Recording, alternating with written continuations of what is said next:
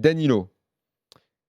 Compliqué à analyser à 100% puisque l'autre s'est amusé à le mettre un coup derrière, un coup au milieu. Mais dans le match très important où il a pu évoluer exactement comme il aime, c'est-à-dire à 3 et lui devant la défense, il a été très bon.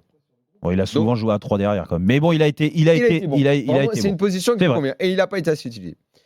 Rafinha, j'étais extrêmement dubitatif parce que ce soit un gars avec une grosse technique, ça se voit. Mais sa carrière et son CV ne plaident pas pour lui. C'est plus le beau joueur, mais qu'on ne voit pas vraiment. Mais il se trouve que là, en joueur de la rotation, à chaque fois que je le vois, je le trouve bien. Ouais. À chaque fois qu'il a joué, je le trouve bien. Donc, c'est plutôt une réussite. Je ne dis pas que... Tu l'as bien défini, joueur de la rotation. On peut blaguer sur le fait que c'est le frère le meilleur et que le fils a envoyé d'un côté. Ouais. Ok, très bien. Mais à chaque fois qu'on le voit, il est bon. Et en joueur de la rotation, je le trouve bien.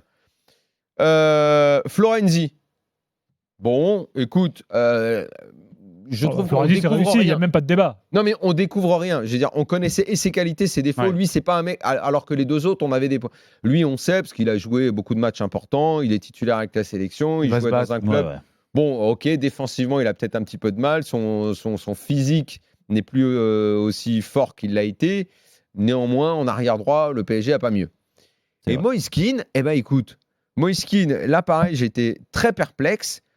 Moi, c'est pas le plus grand des techniciens en attaquant, mais je crois que le PSG avait besoin d'un neuf qui court pour permettre justement à Neymar de moins le faire. L'avant-centre qui fait le premier pressing, le PSG ne l'avait pas. Quand il joue à 3 avec Di Maria, Mbappé, Neymar, j'aime pas du tout. Donc moi, je veux qu'il y ait un neuf. Et s'il y a un neuf comme ça, moi, je pense que Mbappé et Neymar seront meilleurs. Donc Moïse Kean, bonne pioche. C'est peut-être pas le meilleur des avant-centres en Europe, mais à chaque fois qu'il joue, je trouve qu'il fait ses matchs de façon vraiment convenable.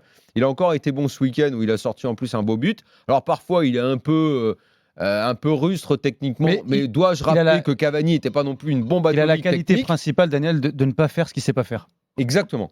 Et Cavani, techniquement, aussi avait des ratés, mais il n'empêche qu'il courait beaucoup, qu'il donnait de lui pour l'équipe, et Moïse Kean le fait.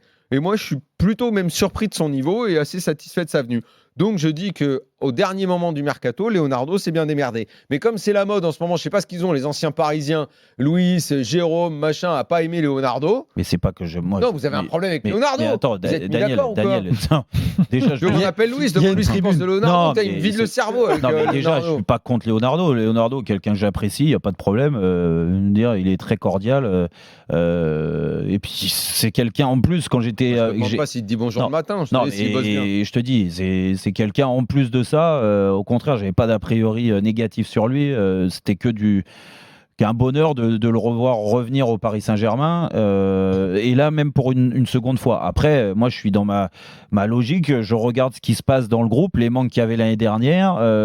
Quand tu as un directeur sportif que tu payes très cher comme Leonardo, je pense que lui doit te faire passer des caps, et les manques qu'il pouvait y avoir l'année dernière, on doit moins le sentir. En effet, arrière droit, tu as totalement raison. Je trouve que c'est une très bonne pioche, Florenzi, et c'est bien meilleur que ce qu'on avait l'année dernière. Il n'y a pas de souci. Après, pour l'instant, tu l'as dit, Danilo, on peut pas trop juger, mais bon. S'il n'y avait pas beaucoup mieux sur le marché. Non, mais on va pas dire que c'est un. Allez, je vais pas te dire c'est un mauvais recrutement. Ok, allez, Danilo, c'est une option d'achat qui est pas énorme. Pourquoi pas? Voilà. Après, le reste, je suis désolé, c'est des joueurs. C'est des joueurs. Mais Moïse Kean, en fait. Demain, tu dois faire l'équipe sur un match important. Tu as Moïse Kean ou Icardi, sachant que tu vas faire jouer Mbappé, Neymar. Ouais. Tu mets lequel des deux? En fait, non. Tu vas mettre Moïse Kean. Non, en fait, c'est.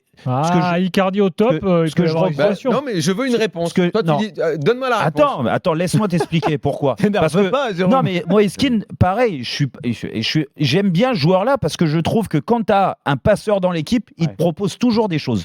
Et à chaque fois que je commande, c'est ce que je mets en avant. Je me dis, quand tu es au milieu, c'est bien d'avoir au moins un attaquant qui fait des appels en première intention. Après, en effet, c'est loin d'être un monstre techniquement. Dos au jeu, il a une qualité technique qui est vraiment en dessous de la moyenne. Je dis bien en dessous. On l'a vu à Manchester United quand il est serré de près, qu'ils font attention à la profondeur, il vient décrocher. Des fois, tu as besoin d'avoir un point d'appui. Et encore plus dans le style Thomas Tuchel. C'est pour ça que moi, je reproche à Leonardo. C'est que quand tu as un entraîneur comme Thomas Tuchel qui joue d'une certaine façon contre les grosses équipes, fais un recrutement en fonction.